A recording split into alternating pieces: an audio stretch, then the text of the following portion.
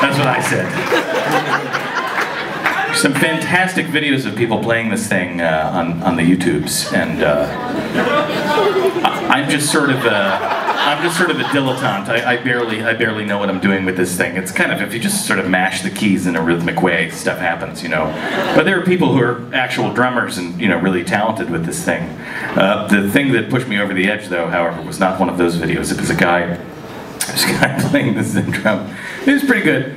But the thing that got me about him was he had a mustache and a beret, and he had done it in front of a green screen so that he could drop in a snowy background. And it was just him playing his Zen drum in his beret and his mustache in front of the snow, falling down behind him. I don't know what possessed him to do it, but that's what sold me. I had to have one. Of course, mostly I needed to buy it for work reasons. I mean, from a tax perspective, that's how I would describe what happened, if anybody wanted to know. It was connected with the federal government. Because the song that I use this to play is kind of a confusing song for audiences. It's called Mr. Fancy Pants. I'm a fan of this song. I like it very much now, but at the time that I was writing it, it seemed like a horrible mistake. But I was doing this thing called Thing a Week where I didn't really have any choice. I was writing a song every week, and I sort of had to go with whatever struck me, you know, because I didn't have the luxury of choosing between more than one idea. And this week the idea was Mr. Fancy Pants, and it was about a guy named Mr. Fancy Pants, who always has the fanciest pants in the Fancy Pants contest, and then there's some sort of parade, and his arch nemesis is you. Sorry, the second person, I don't know why. And you have always wanted to defeat Mr. Fancy Pants, and one year you do. And there's one glorious moment of triumph for you, and then you realize that you've taken away from Mr. Fancy Pants the one thing that defined him, which was, of course, his Fancy Pants title. And why are you so cruel is my question to you.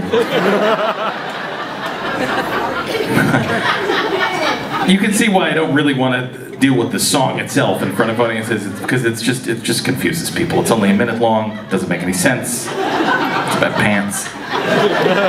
So this device is sort of designed as a distraction tool, so that you don't actually have to think about the song. In fact, I'd prefer it if you didn't. Really just focus on what's happening here, and I think, okay, here we go.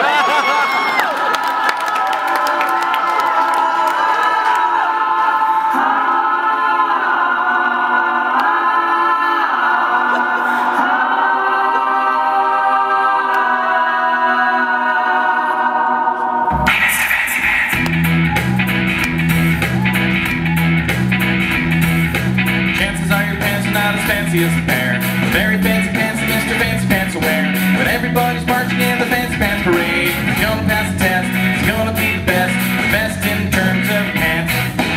Look in every catalog, shop at every store, 'cause even though you have 100 pants, you want some more. And suddenly you see the greatest pants you've ever seen.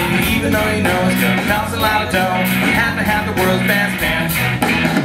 Say a little prayer for Mr. Fancy Pants.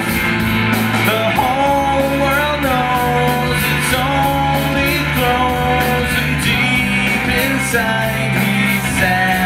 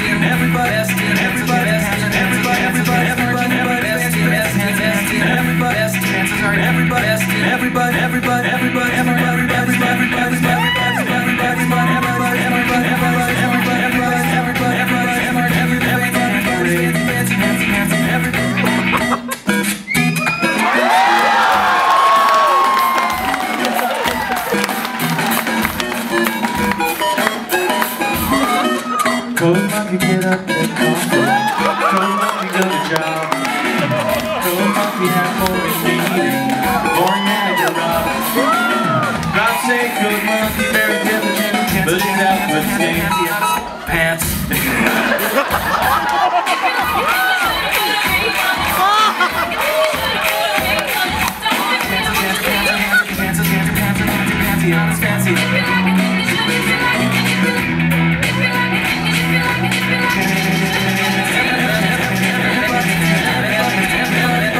Chances are you're best in everybody's pants. They make the band